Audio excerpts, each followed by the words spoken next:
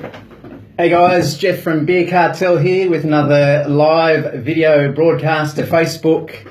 It's Wednesday, I think it's the 7th? Yeah, it is the 7th. 7th, or 6th of the 7th, I think it actually is. 6th of the 7th. Yeah, so, it's a Wednesday. We're going to do this video yesterday. Normally I do my videos on a Tuesday and a Thursday, but David wasn't available there. So, first point of call.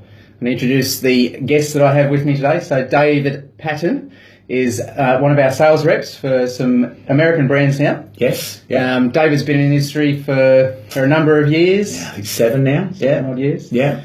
Tell the folks at home a bit about what beers you used to look after before you started doing some of the American beers. Yeah, so I was actually a tour manager over in Europe a long time ago now, and that's where I sort of fell in love with European beers and came home and managed one of the Bavarian beer cafes here in Sydney. And after 2 years of managing the one in the entertainment quarter, moved across to Urban Beverage Imports, who sell Francis Kahner, Hofbrau, Paulaner, Hacke Pschorr, some wonderful German beers. Yep. So I was with them for more than 4 years in the end, and came across to Craft Revolution in February of this year. Yep. So Urban Purveyor Group, it used to be a family-owned business that was then sold. So that's actually been sold to some private investors, from what I understand. Yeah, a private equity firm called Quadrant. Yep. So they're on a very aggressive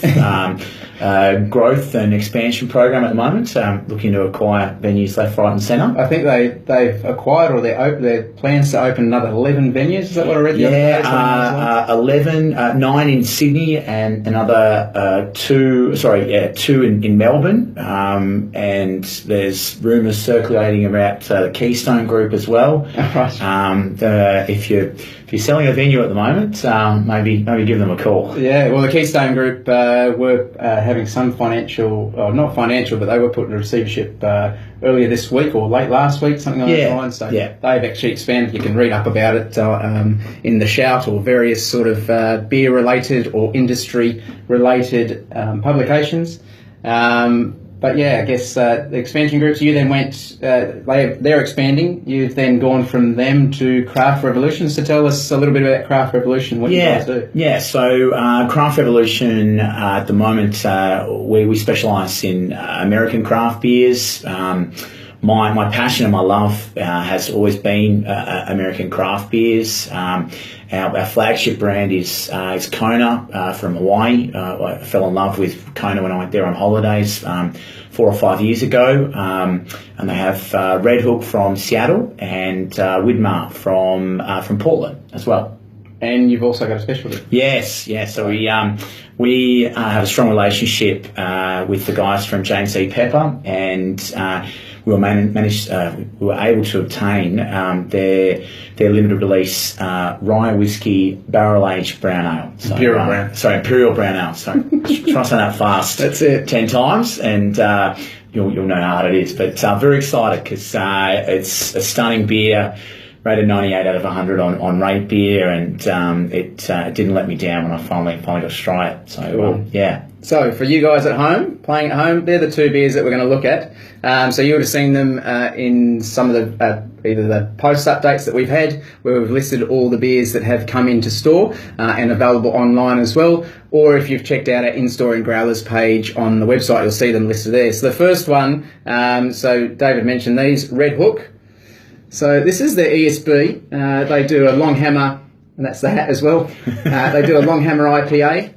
And I think they're the two there's one other that comes into Australia. No, just the two at the moment. They also do another beer called the Audible Ale, which is at the moment only available in America, but we will look to bring that in at another stage. Cool. So if you're one of our subscribers to our monthly beer packs, the Redhook ESB is in this month's pack for July, and all those packs have now dispatched, so some of you should have started receiving those on Tuesday and today, and for anyone else, we reassure you it is on its way because they've all left our warehouse.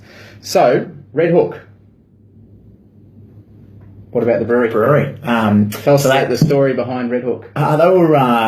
They started in the early 80s, I should say, in 81. They originally, when they started, their first brewery produced a local beer, which the locals knew as the banana beer.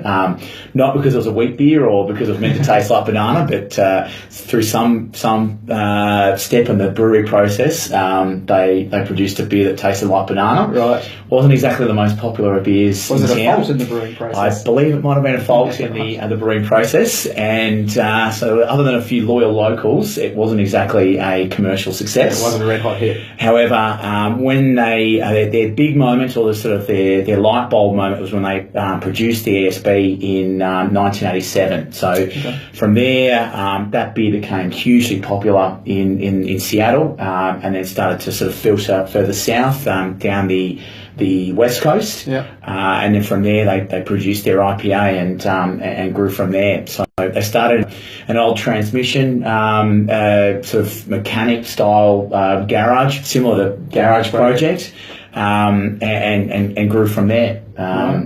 Very famous for their marketing campaigns and their creative tap handles. They've got tap handles which are blow horns, so when you pull the tap handle, it makes a noise. I don't know if that's exactly what you want when you're in a pub, but maybe at a football stadium or something that creates some atmosphere. I got another one which is a video game. Again, I don't know if that creates productivity for the staff member, those sort of space invaders on that little tap handle. That's right. And then finally, they've got one which is a Mardi Gras tap handle as well. So they're big supporters of marriage equality in America, and they brought that out to show their support. And so it's sort of a rainbow sort of technicoloured tap handle, which was brought out to show they were behind that equal opportunity. Equal opportunity, exactly. Rights. Fair enough. Good on them. The one thing actually that's quite interesting, so you mentioned they started in the 80s. I think that if you are having any of their beers, so the ESB or the IPA as well that we've got in stock, you probably need to think of them as the beers that were kind of forthcoming at that time. So they're not modern takes on IPAs, so they're not big West Coast IPAs or anything along those lines. They're kind of what you would expect the beers to have been back in the early 80s. So for their time, I think they were possibly kind of probably like a you would say traditional beer for the time. For the time, I suppose if you're comparing it to what was readily available, like a Bud or a Coors, this was sort of something very, very different. However, given that the craft scene has progressed so much further now, these beers are probably more sort of in the sessionable category of the craft market in America. But they're very very proud of their history. Their bottles, they describe them as bullet bottles, and they want to stick to how they were originally. So they want to hold on to their history, which I think is wonderful. They've a bit slightly reminiscent of the VB throwdowns. Yeah, almost. Yeah, it does make me think of the old throwdowns as a kid. Probably showing my age there. 18-year-old child, not child, a teenager, I should say. But yes, good memories with the throwdowns. But So let's pour this one. Dig in. So last week we did the review of the Mornington Dogs Bollocks ESB. Beautiful beer. So it's same style, so both are ESB. So I've brought out the pint glasses, the English pint glasses out again, because why not? They won't obviously quite fill the pint glasses right to the top, but they'll give us enough room to get our noses in there and have a bit of a smell. So they're 5.8% from memory. 5.8%. About $6 a bottle, around about $31 on the 6-pack, and they're available in store and online, of course. So, David, there's one Thank you very much, Chef. So you can see there, it's like a copper golden colour. Yes. Slightly amber, but not very dark in its amber colour. And it's got like an off-white head for this ESB. And so ESBs, traditionally, I mentioned it last week, the ESBs even though they do have bitter in the name, they're not traditionally a very bitter beer. No. In saying that, the Mornington one actually did surprise me. Yeah. Because it sits at about 40 IBUs. They did use some I think they might even dry hopped it from. Yeah, I think so. So it was reasonably bitter, but I'm not expecting this one because this is the first time I've tasted this beer. A lot smoother. So let's see how we go on the nose. So I got a lot of caramel on the nose. Yeah, toastiness. Yeah, absolutely. Yeah.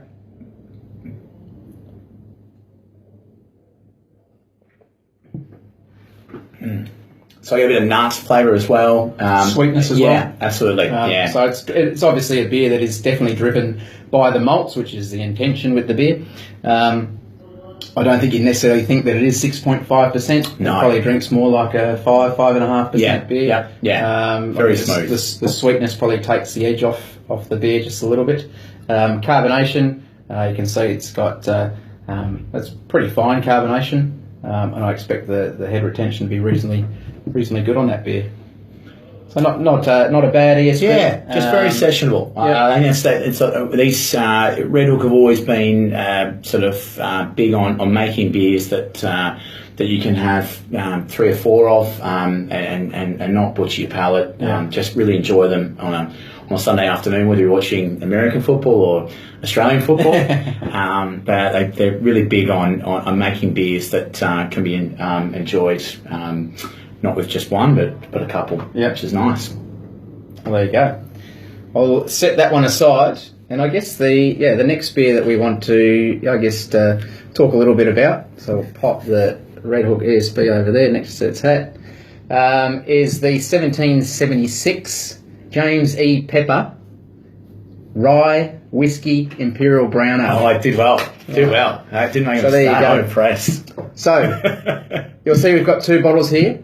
This is the sample that David has brought in for us to taste, and these the 650ml bottles are the bottles that we've actually got in stock. So they're the ones that we have available at the moment, and we still have some left, but we are looking to possibly get these smaller bottles in stock, because traditionally that's kind of what we do, get smaller ones so that people can, when they're buying the range of beers that they want to try out, they can get a range of smaller ones rather than always having to get larger bottles.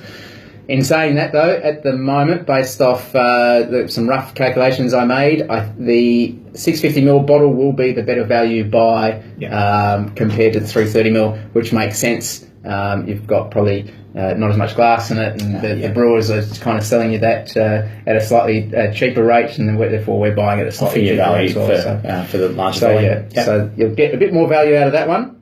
Now, this beer. James E. Pepper, tell us a little bit about these guys, because they're not actually a brewery. Right, no, they're actually a distillery. So they're very famous for their rye whiskey. They started in 1780, just after the War of Independence of 1776. So James E. Pepper, which is what the distillery is named after, he was brewing through the War of Independence, but he started his, distilled.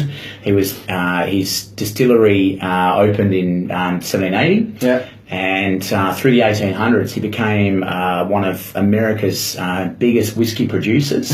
And sort of come the early 1900s, as a lot of people know, Prohibition came in America, which provided massive challenges for all liquor producers, beer, whiskey, wine, anyone that was producing liquor. They didn't actually get a license to produce through the Prohibition era, but they obviously had barrels that were aging, and they found a loophole to continue selling this, which was that they got over 37,000 doctors to endorse the whiskey for medicinal purposes. Right. So that's health professionals. Yeah, absolutely. So I'm not sure exactly what health benefits it provided. I don't know, but 37,000 doctors can't be wrong. So. However, after Prohibition, they weren't able to obtain a license to brew. There's only a very few licenses that were offered once Prohibition was ceased or was removed, and so they stopped producing whiskey, I think, from about 1950.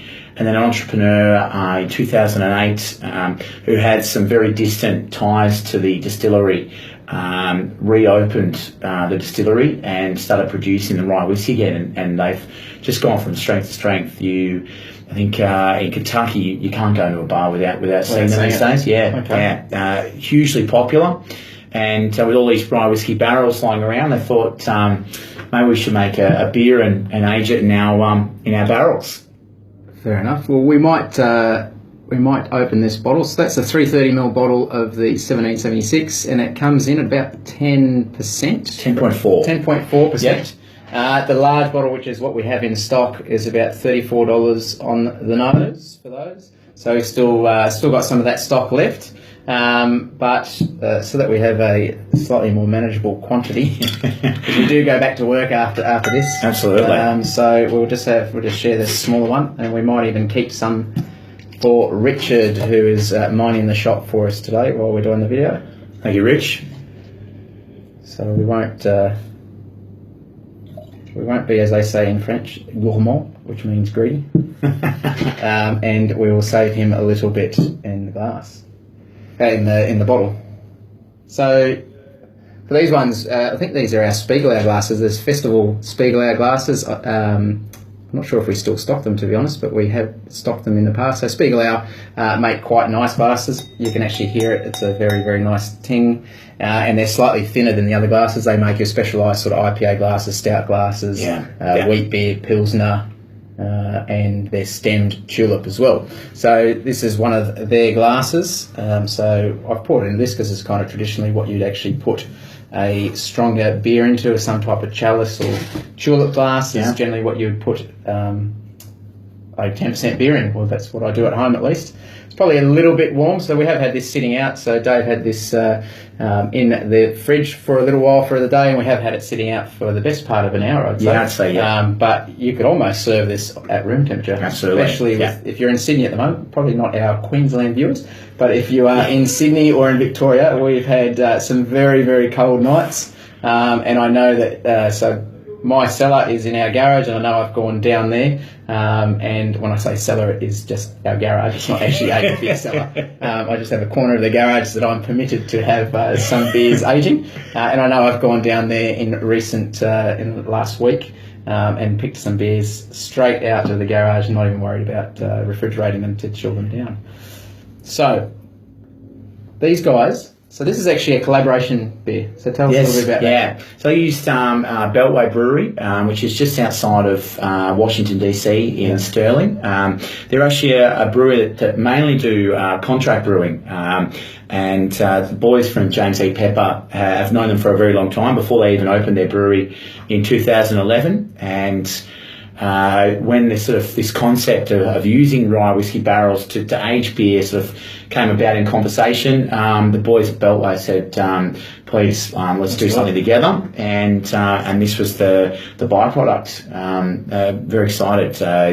I absolutely love this beer. So it is. It's quite decadent, actually, just in the aroma and even in the mouthfeel. So with that sort of higher ABV, you do get a bit more of an overall sort of. It actually feels a little bit velvety. It's got quite a bit of a creaminess to it. The interesting thing with the barrels used for this beer is that from Kentucky to the guys that are actually brewing it, that's in Virginia, so that's on the East Coast. Kentucky, from memory, is sort of more central east maybe. And the barrels are shipped from the distillery to the brewery within 30 days of the whiskey having been taken out. Yeah. So that's very important for the aging process, because as the barrel ages, once the rye whiskey is taken out of it, obviously the remaining rye whiskey within it starts to evaporate. So the fresher the barrel, the more flavour that will come through in the barrel aging process. It doesn't sound like very much, but when you taste the beer, the rye whiskey flavour comes through so much with so much more prominence because of that commitment to getting the barrels as quickly as possible to the Beltway Brewery. Do you know how long they actually age them in those barrels for? I believe it's between 3 to 6 months. So it depends on demand for the beer. They produce very limited supplies in America, and we were stoked to get a couple of pallets for Australia. I don't think we'll be able to get some again until at least 2017, probably. Is it an annual release, or they do it when they get barrels? Yeah, it's not necessarily an annual release. Yeah. They produce it on a yearly basis, year in, year out. But it's more so based on the barrels that are available, and obviously there's a demand in America for the beer. They also ship a lot to England as well. So the demand and supply of obviously the rye whiskey barrels dictates on how many litres of the beer they can produce. So that's the sort of the basis behind how many bottles they can produce. Okay. So you definitely get whiskey on the nose and in the mouthfeel. And in the taste, and you also get kind of hints of vanilla as well. So it's definitely it's quite interesting. And I mean, even after we finish this video, I'll probably sit on this and see what it actually is like, probably around room temperature, because I think at the moment it's probably about I'm guessing about 15. A bit warmer. So it's about 15 degrees now is what I'm guessing this is probably at. Room temperature in here must be about 20 odd degrees. So I think as it warms up, like many beers in this style, or stouts, or Imperial brown ales, or you get more flavour as it warms up. So this beer, they recommend you can cellar it for up to 5 years, so they've got that on the label, and it's definitely in the styles of beers that you can age. So if you think of beers that you can age, you usually want sort of higher alcohol. Something that's been barrel aged is perfectly fine as well. The only thing I will always say is keep it in a cool, dark place. So like I mentioned, for me, it's the coolest dark place where I live is in our garage, and it is pretty much my cellar. My cellar, and it's pretty much on the concrete slab, because I know I can get a reasonable, consistent temperature there. You don't want to age beers in the fridge. The reason being is that the fridge is cold, and that kind of assists in preserving a beer. And what you're actually trying to do with aging a beer is to actually get it to develop. So you'll probably get over time that some of those kind of whiskey flavours are kind of toned down just a bit, and the ABV will tone down as well. I'd probably so. Slightly smoother, and probably not that it's sharp now, but probably in about 12 months to 24 months, I'd say it'd be very, very good drinking. And obviously you can keep it even past those 5 years if you want to. I mean, I've got beers that are recommended for cellaring for 12 months or 2 years or something, and I keep them well beyond those 2 years. I usually buy a few bottles, and I kind of have a bit of a virtual vertical tasting, because I don't have them at the same time, so I don't virtually remember what the beer was prior to that. But at the end of the day, it's just about enjoying the beer. You know, you can age and age and age, but if you're not actually drinking them, you need to kind of do make sure to consume those beers and enjoy them. So that's the 1776 James E. Pepper Whiskey Rye Barrel Aged Imperial Brown Ale. Richard, if you're watching, I don't know if that bottle's going to last, but I'll sort you out later. Been a pleasure, Jeff. Thank you very much, Dave, for joining us on our weekly videos. I am looking to continue to get guests on that can tell us a bit more about a bit more of a story about the beers that they either represent or that they brew themselves. So watch out for those videos. I'll look to do those videos on Tuesdays typically. I can't guarantee I'll have someone in every single week, but I will endeavour to have as many people as I possibly can. And then obviously on Thursdays at 5 p.m. I also do the weekly update video. So there's a few new beers that have arrived in. Some are from New Zealand from memory, and there's a couple of Aussie ones in there as well. So there'll be a couple of beers, not as many as last week, but there'll be a couple of beers that I'll do a slight review on tomorrow at 5 p.m. That's Thursday. And until then, I appreciate you guys watching. And if you want to subscribe, don't forget to hit the subscribe button so you get alerts as to when these videos start broadcasting. Thanks again, and here's to some happy drinking. Cheers. Guys. Thanks, guys.